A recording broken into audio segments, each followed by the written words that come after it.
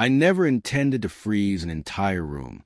I only meant to sit unnoticed in the back row, the way they'd treated me for years, like some faint memory no one wanted to acknowledge. But life snaps when it's stretched too thin, and mine snapped the moment her drill instructor's gaze landed on me.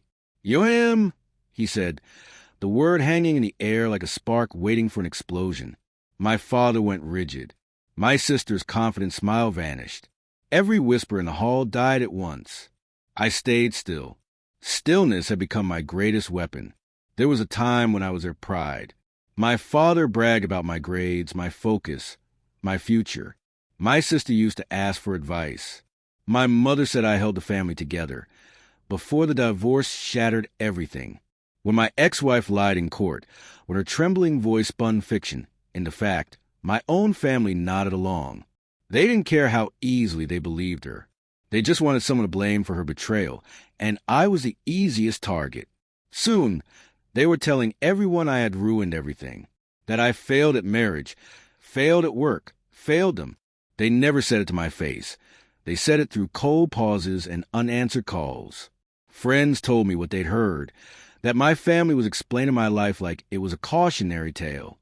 And it cut deeper when I found out they attended my ex-wife's engagement party, toasted her, smiled beside her like she was still one of them. It didn't break me. It clarified everything. I stopped waiting for apologies that would never come. I stopped expecting anyone to understand. Instead, I rebuilt myself quietly. I completed my cybersecurity degree. I accepted a classified job. I earned respect, recognition, and rank. I didn't brag. I didn't post about it. I let the world think I had disappeared. Let them underestimate me. It made moving forward easier. When I heard my sister was heading to basic training, the same sister who told people I had gone unstable, something inside me settled. I didn't go to her graduation out of pride. I went because truth doesn't need speeches. It needs presence.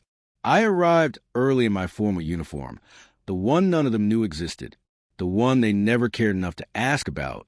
I sat alone in the back as the ceremony unfolded. From where I sat, I could hear my father laughing and glowing with pride, a pride he never spared for me. When everything concluded, her drill instructor scanned the crowd. His eyes stopped on me. Recognition hit him instantly. He approached with firm steps. "Sir," he said, loud enough for everyone near him to hear, "I didn't expect you here today." My father jolted, startled. "You know him?" The drill instructor nodded. Everyone on base knows Major Hale. A ripple of shock moved through the room. My sister blinked at me as if I were a stranger. "You're a major?" I met her eyes. "For years." My father swallowed hard. "Why didn't you tell us?" "Because none of you ever asked." I rose slowly. The weight of the truth pressed down on them far more than anything I could have said in anger. The drill instructor looked at my sister. "Your brother's team is the reason our tech systems haven't collapsed. He's one of the best people we've got." My father's face drained of color. My sister's pride folded into embarrassment. People weren't staring at me. They were staring at them. "Good."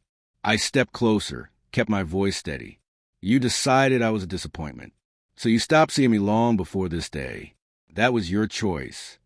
My father tried to speak, but I lifted a hand. "No, you don't get to talk now. Not after choosing a lie over your own son."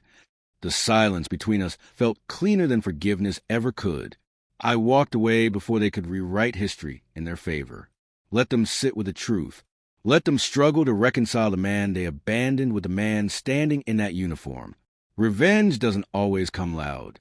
Sometimes it looks like living well when they expected you to fall apart. Sometimes it's letting them finally see what they threw away. Sometimes it's simply turning around and leaving them behind. And that's exactly what I did.